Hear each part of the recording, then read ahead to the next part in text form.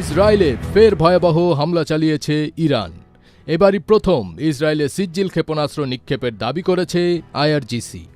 রোববার ইসরায়েলের বিভিন্ন লক্ষ্যবস্তুতে এই ক্ষেপণাস্ত্র হামলা চালানোর দাবি করেছে ইরান। তারা জানায়, এই হামলা অপারেশন ট্রু প্রমিস 4 অভিযানের অংশ এবং এটি ছিল প্রতিশোধমূলক হামলার 54তম ধাপ।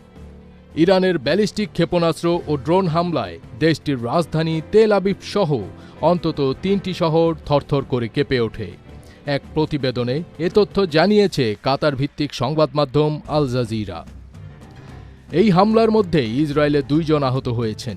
এছাড়া দখল করা পশ্চিম তীরে আরও 3 ইসরায়েলি আহত হয়েছেন বলে জানা গেছে।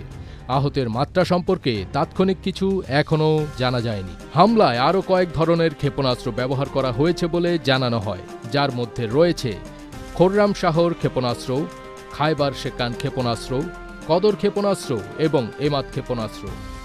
আইআরজিসি দাবি করেছে এসব হামলায় ইসরায়েলের সামরিক ও প্রতিরক্ষা শিল্পের গুরুত্বপূর্ণ অবকাঠামো এবং সেনাদের সমাবেশস্থলে লক্ষ্যবস্তু করা হয়েছে। এদিকে ক্ষেপণাস্ত্র প্রতিরোধ ব্যবস্থা বা ইনসেপ্টর মিসাইলের মজুদ দ্রুত কমে যাচ্ছে বলে যুক্তরাষ্ট্রকে জানিয়েছে ইসরায়েল। ইরানের সঙ্গে যুদ্ধ 3য় সপ্তাহে গড়ানোর পর তেল আবিব ওয়াশিংটনকে এমন সতর্কবার্তা দিয়েছে বলে জানিয়েছেন মার্কিন কর্মকর্তারা।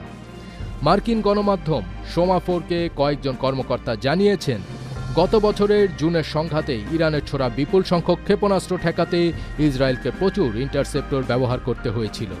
ফলে প্রতিরক্ষা ব্যবস্থার তুলনামূলক কম মজুত নিয়ে নতুন সংঘাত শুরু করে দেশটি।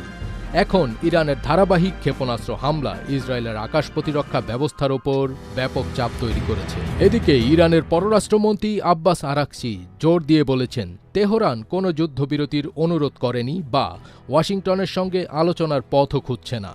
তিনি জানান, যুক্তরাষ্ট্রের সঙ্গে চলমান সংঘাতের মধ্যে ইরান নিজের আত্মরক্ষা অব্যাহত রাখবে। সব মিলিয়ে ইরানে হামলা চালিয়ে বেশ বিপাকে পড়েছে ইসরায়েল ও যুক্তরাষ্ট্র।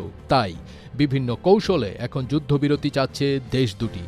অন্যদিকে শেষ নিঃশ্বাস থাকা পর্যন্ত যুদ্ধ চালিয়ে যেতে প্রস্তুত মধ্যপ্রাচ্যের সিংহখ্যাত দেশ ইরান।